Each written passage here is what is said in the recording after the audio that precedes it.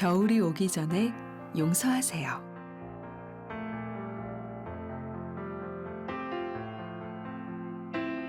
겨울이 오면 가장 바쁜 건 어머니들입니다. 겨우내 먹을 김장을 담가야 하기 때문이죠. 요즘에는 낯선 풍경이겠지만 연탄을 두둑히 쌓아두는 것도 월동 준비에 있어 빠지지 않는 일이었습니다. 연탄광과 김장독이 꽉 찼을 때 비로소 편안한 마음으로 겨울을 맞이할 수 있었던 것입니다. 춥다는 것은 그만큼 견디기 어렵다는 뜻입니다. 이는 비단 날씨만이 아닙니다. 마음속에서 매서운 찬바람이 불어온다면 행복에서 점점 멀어져 갑니다. 아무리 부자일지라도 마음이 가난하면 불행하다고 말하는 까닭입니다. 따라서 마음이 얼어붙지 않도록 월동 준비를 해야 합니다. 나는 그것을 용서하는 마음이라 말합니다. 미워했던 사람을 용서하게 될 때 비로소 응어리진 한이 풀어지기 때문입니다. 이는 과거에서 자유로워진다는 것을 의미하므로 새로운 내일을 열 수 있게 됩니다. 희망을 노래하고 꿈을 꿀 수 있게 되며 또 다른 사람을 사랑할 수 있게 되는 것입니다. 용서하는 마음이 극락을 열어준다는 뜻입니다. 하지만 용서가 쉬웠다면 이 세상에 난립하는 수많은 싸움을 어찌 설명할 수 있겠습니까?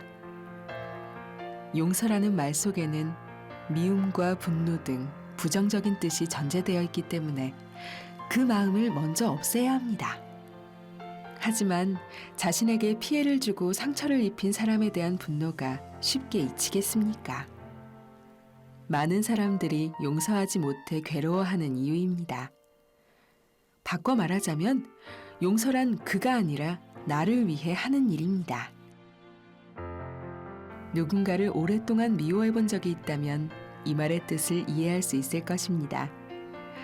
마음밭에 나쁜 감정이 또아리를 틀고 자라기 시작하면 희망, 사랑, 감사, 행복 등이 자랄 수 없으니 불행해질 수밖에 없는 것입니다. 즉, 행복해지고 싶다면 용서해야 하고 용서하기 위해서는 노력해야 합니다. 미움의 크기가 크면 클수록 죽을 힘을 다해야 합니다.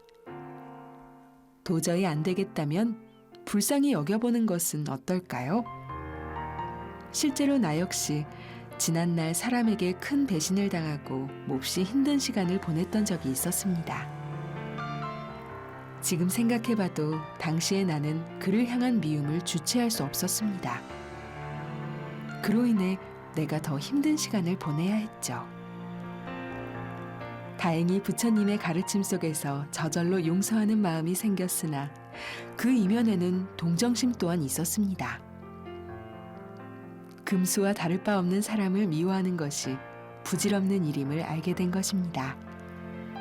그렇게 마음을 바꾸고 나니 미움이 결국 내 영혼을 상처 입히고 있었다는 사실을 알게 되었습니다.